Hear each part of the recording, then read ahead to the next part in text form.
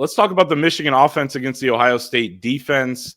This is Max Bredesen against Caleb Downs once again. They went at it a little bit last year when Michigan played Alabama, but a lot more to it in this matchup.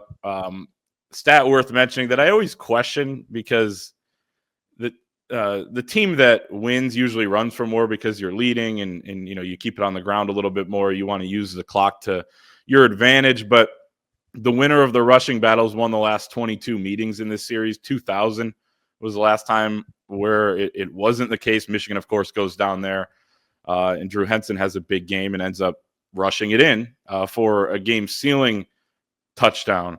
But certainly, I think if Michigan's going to be competitive in this game, they're going to have to run the football somewhat effectively. If they're going to win this game, I think they're going to have to run and get some plays out of Davis Warren against an Ohio State defense that ranks top 5 in pretty much every category.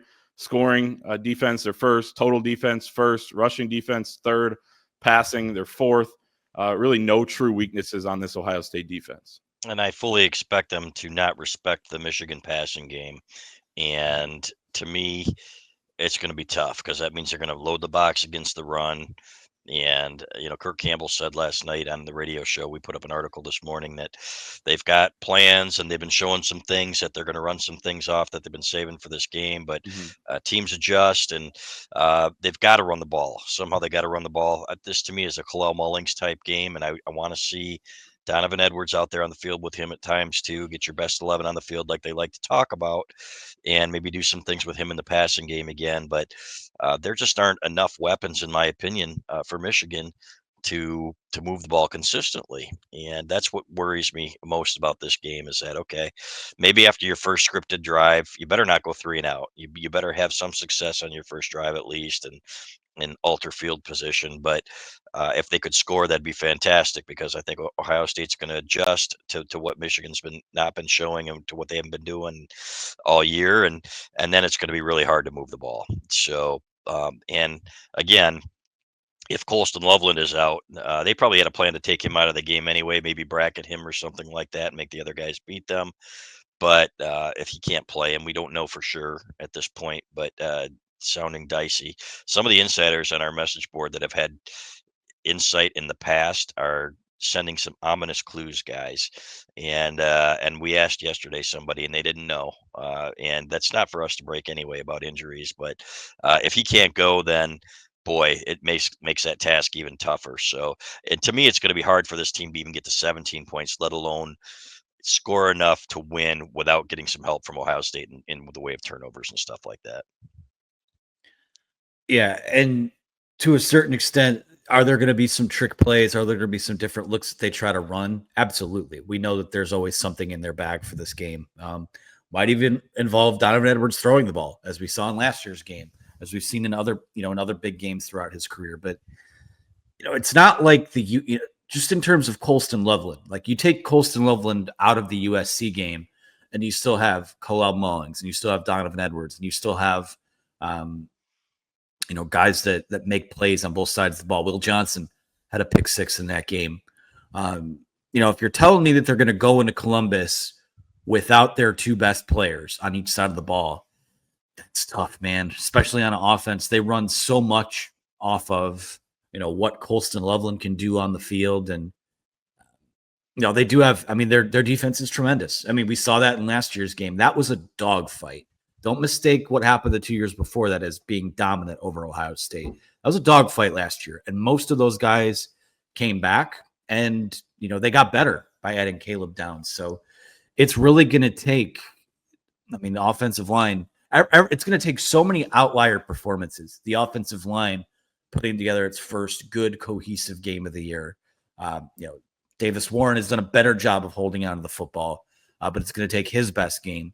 It's going to take your back's best game in terms of breaking tackles and things like that. And, we saw Tyler Morris's best game last week. Need more of that. And there's so many things when you put it all on paper, you list it all out, where, the path to victory for Michigan involves so many outlier things happening on the offensive side of the ball that it's hard to predict a ton of success there. The best shot that they have is They play good complementary football. The defense is dominant, and the offense takes advantage of the opportunities that it does have. So it's really hard to find an advantage somewhere, especially when you don't have Colston Loveland out there, if they don't have Colston Loveland out there. So not to poo-poo their chances. I think they do have a chance in this game because these teams do play up against each other. But on paper, it's it's tough to see what that path looks like.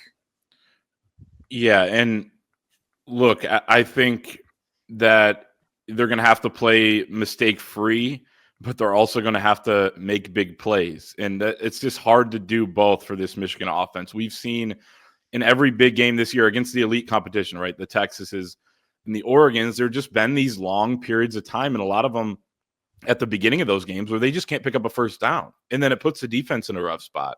And you lose the field position battle, which this team needs to win. Even last week, the offense got going, but it's not like they put up over 500 yards. A lot of it was starting at their own 47 or at the opponent's 48, things like that.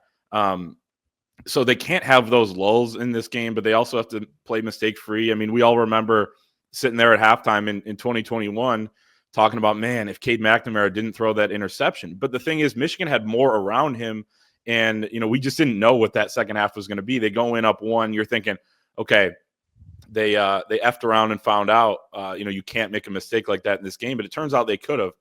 There's not enough around Davis Warren this time, in my opinion, for him to make a mistake like that. So he's going to have to play clean. I think it's going to be really tough against an Ohio State defense that leads the FBS. In pressure rate, 39.8% of dropbacks, they get pressure. They've got 6 guys with double-digit pressures, JTT, Jack Sawyer, both at 30+, Sawyer with 40.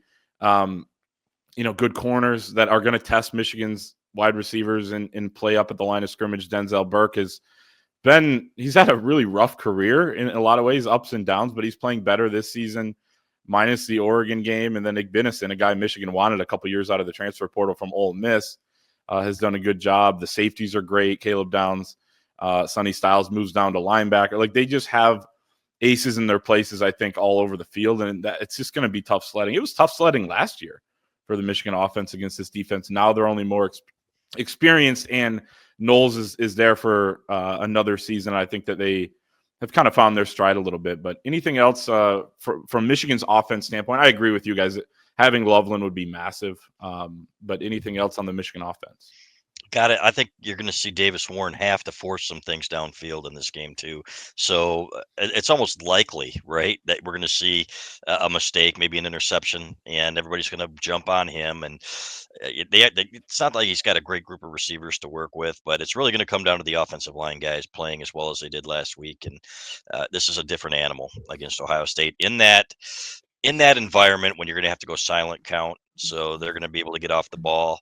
Just a really, really tough task. Again, if they get above 13 points, to me, I will be pleasantly surprised. And you got to score in the 20s at least to win this football game, as we've seen, right? So I just think too much to ask this year. But hey, it'll be a nice little reprieve for Ohio State before they start getting their beatdowns again next year in the big house.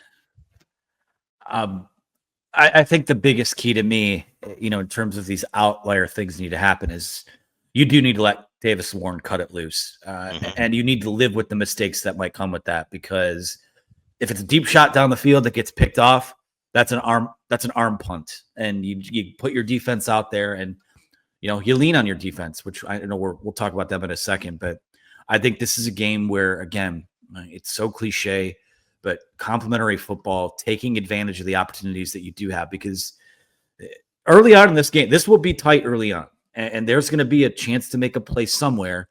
Which one of these teams makes the big play to swing the momentum early on? And I think we talked about this a little bit on Monday Night Show. Like, Michigan has to play with a lead, because if you do take a lead early in this game, it's a very good Ohio State team. The margin of error is very low from your perspective, but the more pressure you can put on them, the more interested I'm seeing in where this goes. So got to take an early lead, got to let Davis Warren cut it loose. Yeah, is the path to kind of dominate the early part of the game somehow with a couple big plays, pin them back maybe, and then just hold on by getting like 3 or 4 field goals from Zavada and you win like 23-20 or something like that. I think that and a fast start AB is huge. Of course, we could say that about every game, but you just when it comes to a game against an opponent that's this talented, and that frankly has more talent than you this year, it's really big to get a big play or a break early on maybe.